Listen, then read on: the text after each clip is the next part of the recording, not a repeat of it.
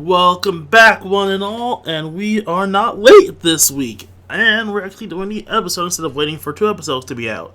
I might have this back on track. I'm jinxing myself. I might be sick again next week. But, until then, I'm gonna try my best to get this episode out on time. So we are now on episode 22 of Kamen Rider Revice. Slam, bang, Kikaidan.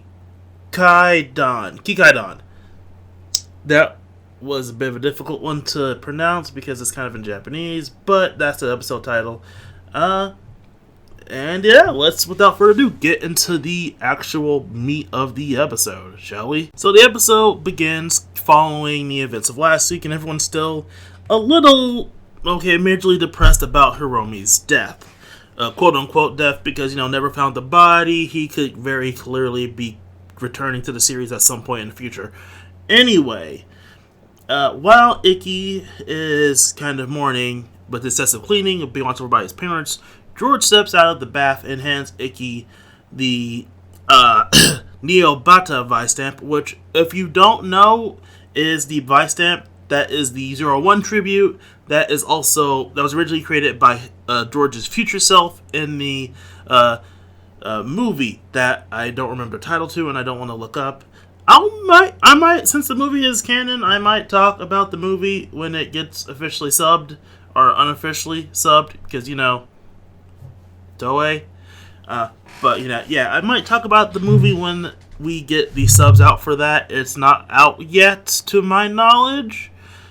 If I'm wrong, someone correct me, but I don't know if it's out yet. And if it is out, I will look at it and, bring in a special episode. But I don't know if it's out yet, and it doesn't look like it's out, so it's not out. I talked about that for a minute. Anyway, he gets the Vice stamp. Obviously, Ikki is kind of mad at George, considering, used Hiromi as a living experiment. But George basically says, hey, I'm the one that made the Revice driver, and also reveals the fact that today's the day that his father died, because he's fully dressed in a black suit, which Ikki also thinks is him mocking Hiromi's quote-unquote death.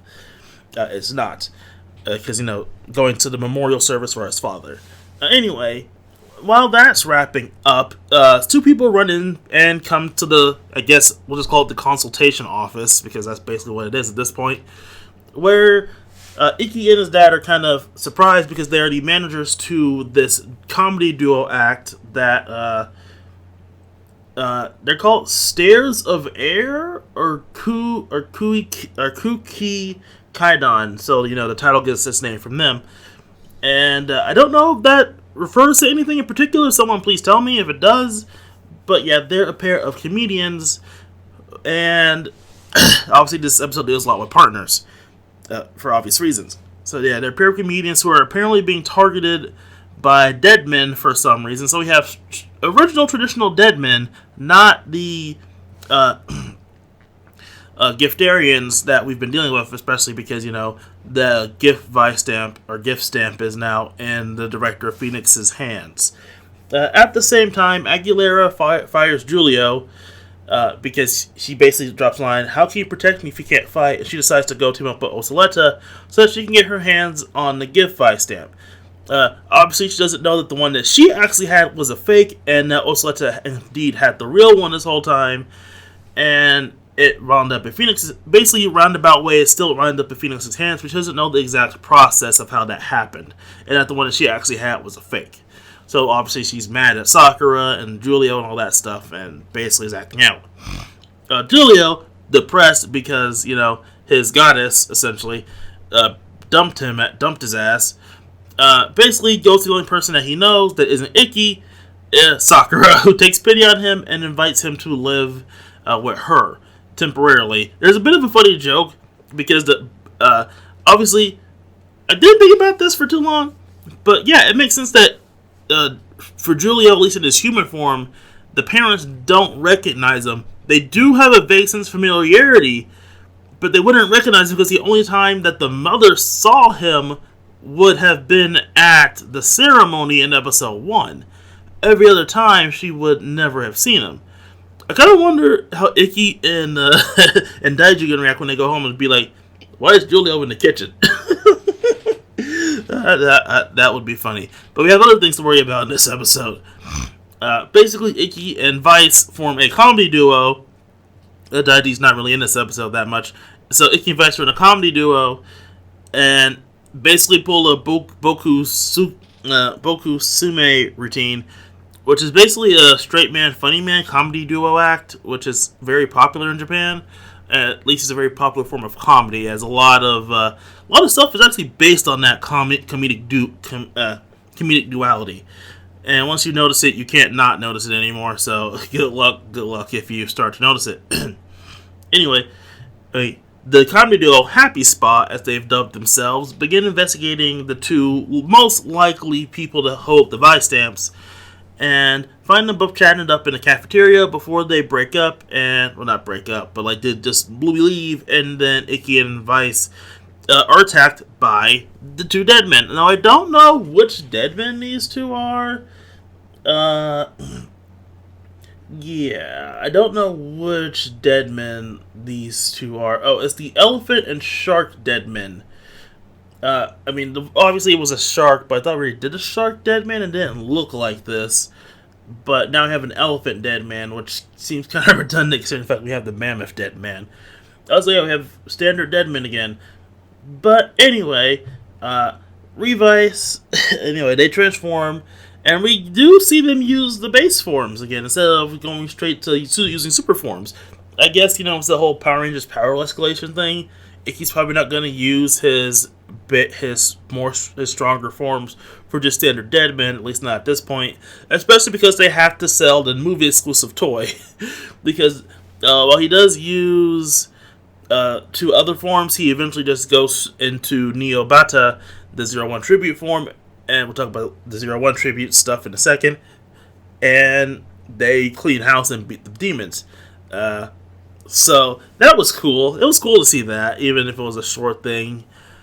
And the two supposed suspects come out, but they're not the ones who hold the Vice stamp. No, Ikki has narrowed in and believes it is the other pair of suspects and tries to confront them, while also being introduced to the pair for stairs to air. And how they're always late for some mysterious reason, meaning most likely they're the Deadmen, or at least the ones who hold the Vice stamps, for some reason. Maybe stress, I don't know, we'll find out next week. Because, two-parter. I should also mention around this time, Ikki is visited by someone. At first, he says he's being sent by George to hand Ikki a new Vice stamp. The rolling Vice stamp, which, clever. Which is, kind of clever because, it's a rolling stamp, but, it's a Vice stamp still.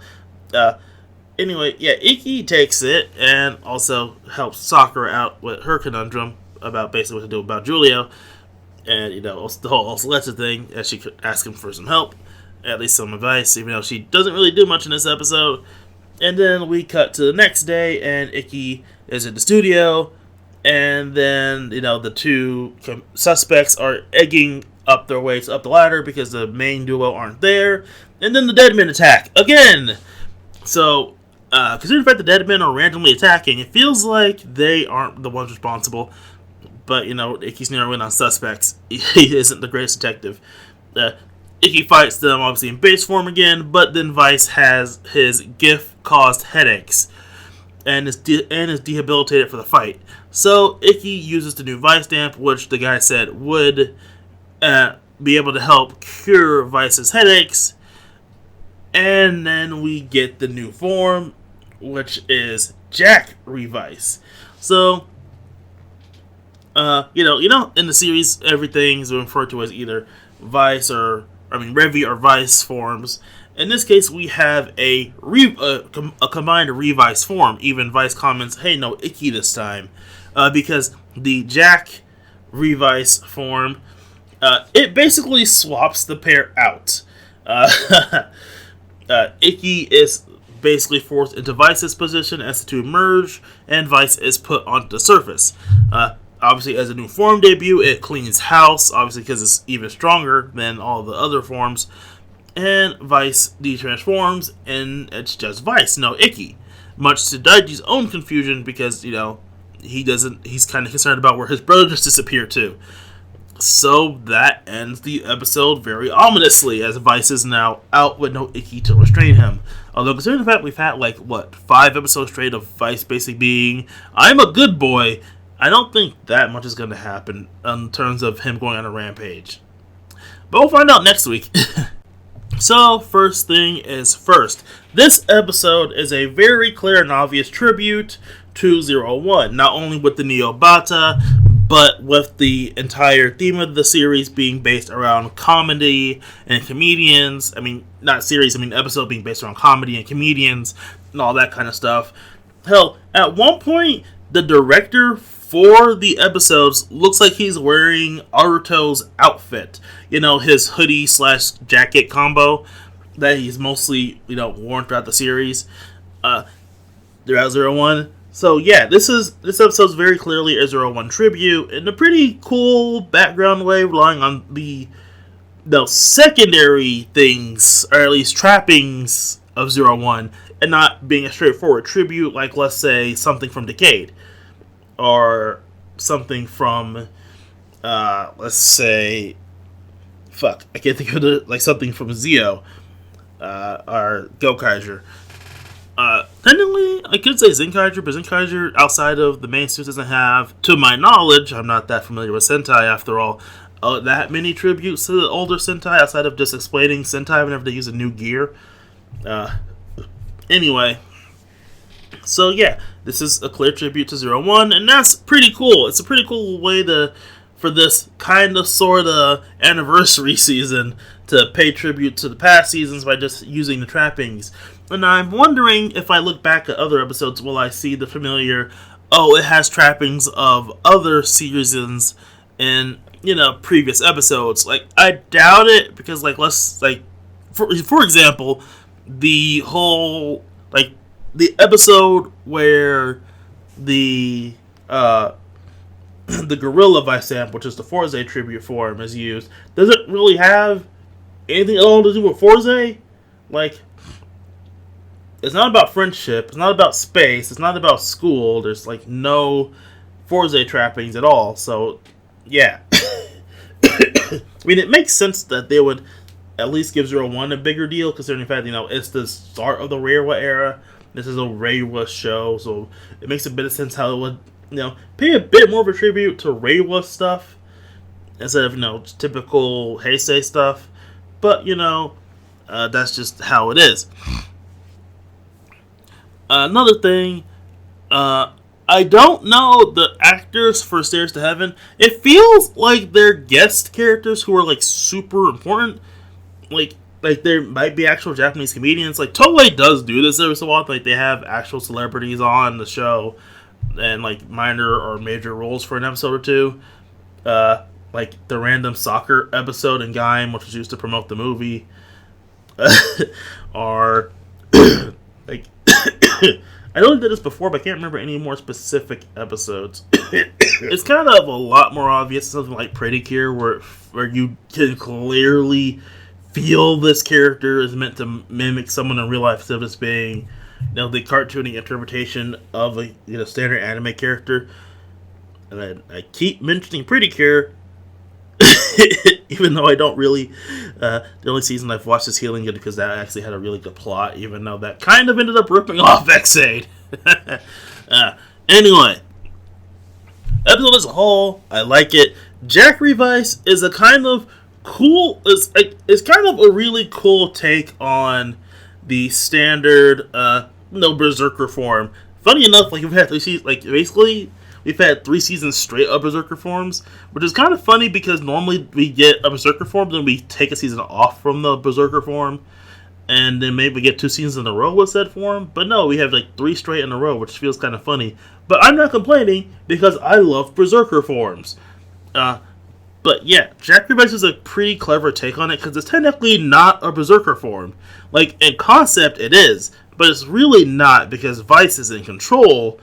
But Vice has always been the secondary, never the primary, so that's why it's kind of a funny joke. Oh, also there's a funny joke in there that I only know because I watched that Forze special, which is why I'm mentioning Forze so much. Basically, the thing with the suit actors. So, in this week's episode, the suit actor is, forgive me if I pronounce his name wrong, Toku, who's in the Jack Revice suit.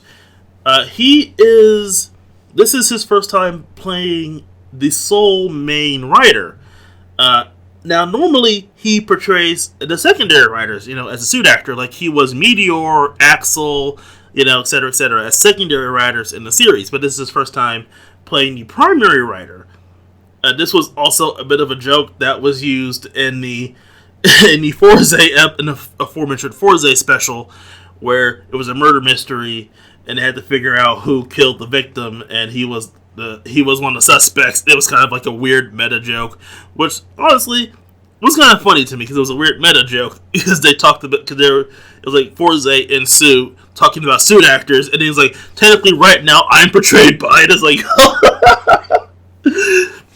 it's like that kind of weird meta stuff that you can't really do too much unless you have the history to pull it off, in which case Kamen Rider has history to pull it off.